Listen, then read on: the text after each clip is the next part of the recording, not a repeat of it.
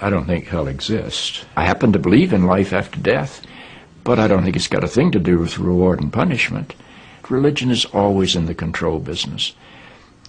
And that's something people don't really understand. It's in the guilt-producing control business. And if you have heaven as a place where you're rewarded for your goodness and hell as a place where you're punished for your evil, then you sort of have control of the population.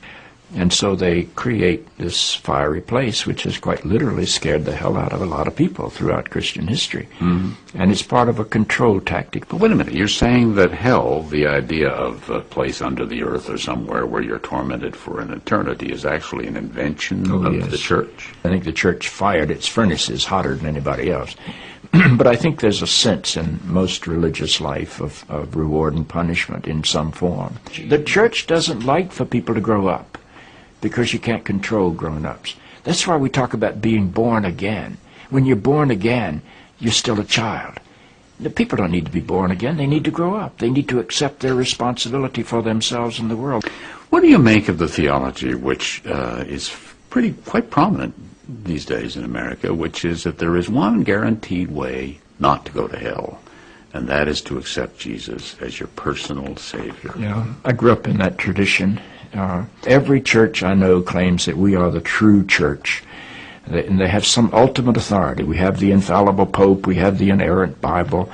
The idea that the truth of God can be bound in any human system, by any human creed, by any human book, is almost beyond imagination for me. I mean, God is not a Christian. God is not a Jew or a Muslim or a Hindu or a Buddhist. All of those are human systems which human beings have created to try to help us walk into the mystery of God. I honor my tradition.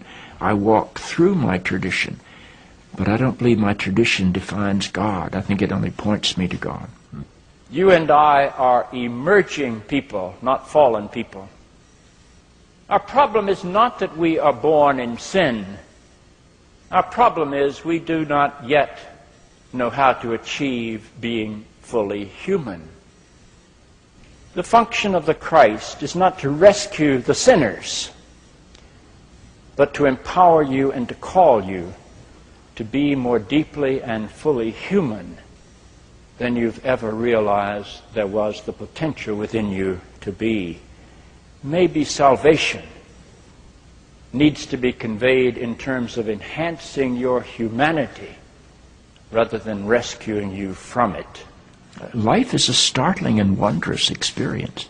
And eventually, I think we're going to discover that God is unfolding through the life of our consciousness and our self-consciousness, and is not a parent figure up in the sky. But I believe because I'm related to something that is not bound by time and space, that I will share in whatever God's eternity is.